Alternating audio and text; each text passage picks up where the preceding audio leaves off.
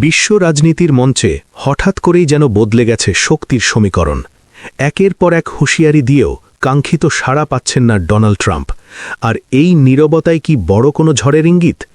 Hormuz প্রণালীর মতো বিশ্বের সবচেয়ে গুরুত্বপূর্ণ জ্বালানি রুট নিয়ে যখন উত্তেজনা তুঙ্গে, তখন ট্রাম্পের আহ্বানে কেন এগিয়ে আসছে না শক্তিধর দেশগুলো? এই প্রশ্নই এখন ঘুরছে আন্তর্জাতিক অঙ্গনে। ট্রাম্প তার নিজস্ব প্ল্যাটফর্মে দাবি করেছিলেন স্ট্রেইট অফ হরমুজ ইরানের কারণে হুমকির মুখে এবং এটি রক্ষায় দরকার আন্তর্জাতিক ঐক্য। কিন্তু বাস্তবতা হল United kingdom, China, Japan, France কিংবা সাউথ কোরিয়া কেউই সেই আহ্বানে সাড়া দেয়নি। বরং যুক্তরাজ্য জানিয়েছে তারা নিজেদের কৌশলেই নিরাপত্তা নিশ্চিত করছে। চীন বলছে তারা শান্তি চায়। ফ্রান্স স্পষ্ট করে দিয়েছে তারা যুদ্ধ জাহাজ পাঠাবে না। সব মিলিয়ে ট্রাম্পের আহ্বান আন্তর্জাতিকভাবে প্রায় উপেক্ষিতই থেকে গেছে। এই অবস্থায় দৃশ্যপটে উঠে এসেছে ইরান, যে দেশটি একদিকে কূটনৈতিক অবস্থান ধরে রাখার দাবি করছে, অন্যদিকে সামরিক সক্ষমতার নতুন দৃষ্টান্তও দেখাচ্ছে। যুদ্ধের ১৬তম দিনে ইরান ব্যবহার করেছে তাদের বহুল আলোচিত ডান্সিং মিসাইল অর্থাৎ সেজ্জিল-2 মিসাইল। এই ক্ষেপণাস্ত্রের বৈশিষ্ট্যই একে আলাদা করে তুলেছে। উচ্চ গতিতে উড়ে যাওয়ার সময়ও এটি দিক পরিবর্তন করতে পারে, ফলে প্রতিরক্ষা ব্যবস্থা ভেদ করার ক্ষমতা অনেক বেশি।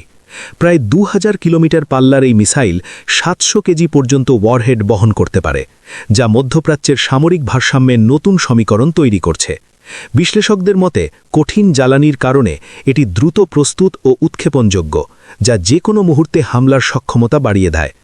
সংঘাতের প্রেক্ষাপট আরও জটিল হয়েছে যখন ইসরায়েল ও ইউনাইটেড স্টেটসের যৌথ অভিযানের অভিযোগ সামনে আসে। পাল্টা হামলায় ইরান লক্ষ্যবস্তু করেছে বিভিন্ন সামরিক ঘাঁটি, যার ফলে পুরো অঞ্চল জুড়ে ছড়িয়ে পড়েছে অস্থিরতা। বিভিন্ন প্রতিবেদনে উঠে এসেছে হাজার হাজার মানুষের প্রাণহানি ঘটেছে। আর এই যুদ্ধ এখন শুধু দুই দেশের মধ্যে সীমাবদ্ধ নেই, বরং পুরো মধ্যপ্রাচ্যকে জড়িয়ে ফেলেছে। এই উত্তপ্ত পরিস্থিতিতে নতুন মাত্রা যোগ করেছে তুর্কি। দেশটির প্রেসিডেন্ট রজব তাইয়েব এরদোগান সরাসরি ইরানের পক্ষে অবস্থান নিয়ে যুক্তরাষ্ট্র ও ইসরায়েলের হামলাকে আন্তর্জাতিক আইনের লঙ্ঘন বলে উল্লেখ করেছেন। তার বক্তব্যে স্পষ্ট, এই সংঘাত যদি থামানো না যায় তাহলে তা আঞ্চলিক সীমা ছাড়িয়ে বৈশ্বিক সংকটে রূপ নিতে পারে। তুরস্ক শুধু রাজনৈতিক দৃষ্টিকোণ থেকেই নয়, অর্থনৈতিক ও নিরাপত্তাগত দৃষ্টিকোণ থেকেও এই যুদ্ধকে দেখছে। কারণ হরমুজ প্রণালীতে অস্থিরতা মানেই জ্বালানি বাজারে অস্থিরতা, যা সরাসরি প্রভাব ফেলতে পারে বৈশ্বিক অর্থনীতিতে। অন্যদিকে এই যুদ্ধ এখন ধীরে ধীরে প্রক্সি যুদ্ধে রূপ নিচ্ছে বলেই মনে করছেন বিশ্লেষকরা।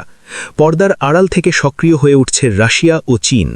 সরাসরি যুদ্ধে না জড়িয়েও তারা প্রযুক্তিগত, অর্থনৈতিক এবং কূটনৈতিকভাবে ইরানকে সহায়তা করছে বলে ধারণা করা হচ্ছে। বিশেষ করে ড্রোন প্রযুক্তি, ইলেকট্রনিক ওয়ারফেয়ার এবং বিকল্প অর্থনৈতিক ব্যবস্থার মাধ্যমে ইরানকে টিকিয়ে রাখার কৌশল যুদ্ধের গতিপথ বদলে দিতে পারে। যুদ্ধের শুরুতে ইউনাইটেড স্টেটস ও ইসরায়েল দ্রুত বিজয়ের আশা করেছিল। ব্যাপক বিমান হামলা চালিয়ে তারা ভেবেছিল ইরানকে দ্রুত দুর্বল করে ফেলা যাবে, কিন্তু বাস্তবতা ভিন্ন। হাজার হাজার লক্ষ্যবস্তুতে হামলার পরও ইরান শুধু টিকে থাকেনি, বরং পাল্টা আঘাতে সংঘাতকে আরও বিস্তৃত করেছে। ড্রোন ও ক্ষেপণাস্ত্রের সমন্বয়ে তারা এমন এক কৌশল তৈরি করেছে যা আধুনিক যুদ্ধের নতুন চ্যালেঞ্জ হয়ে দাঁড়িয়েছে।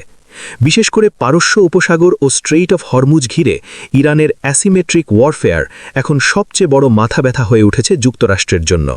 ছোট ছোট দ্রুতগামী নৌযান, উপকূলীয় মিসাইল এবং ড্রোনের সমন্বয়ে তারা এমন এক প্রতিরক্ষা ও আক্রমণ ব্যবস্থা তৈরি করেছে যেখানে বিশ্বের সবচেয়ে শক্তিশালী নৌবাহিনীও জটিলতার মুখে পড়তে পারে।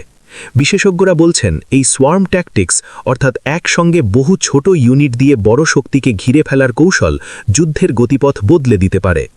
এদিকে যুক্তরাষ্ট্র অতিরিক্ত যুদ্ধজাহাজ, বিমানবাহী রণতরী এবং সেনা মোতায়েন করলেও সরাসরি স্থলযুদ্ধে নামার বিষয়ে এখনও দ্বিধায় রয়েছে। কারণ ইরানের ভৌগোলিক অবস্থান, প্রতিরক্ষা কাঠামো এবং দীর্ঘমেয়াদী যুদ্ধের সম্ভাবনা সবকিছু মিলিয়ে এটি হয়ে উঠতে পারে অত্যন্ত ব্যয়বহুল ও ঝুঁকিপূর্ণ। সব মিলিয়ে পরিস্থিতি এখন এমন এক মোড়ে দাঁড়িয়ে যেখানে প্রতিটি সিদ্ধান্তই হতে পারে অত্যন্ত গুরুত্বপূর্ণ। ট্রাম্পের আহ্বান উপেক্ষিত হওয়া, ইরানের সামরিক সক্ষমতার প্রদর্শন, তুরস্কের কড়া অবস্থান, রাশিয়া চীনের নীরব সমর্থন সবকিছু মিলে এই সংঘাতকে নিয়ে গেছে এক অনিশ্চিত ভবিষ্যতের দিকে। এখন প্রশ্ন একটাই, এই যুদ্ধ কি দ্রুত শেষ হবে নাকি আরও বিস্তৃত হয়ে পুরো বিশ্বকে জড়িয়ে ফেলবে? বিশ্বজুড়ে কোটি মানুষের দৃষ্টি এখন সেই উত্তরের দিকেই।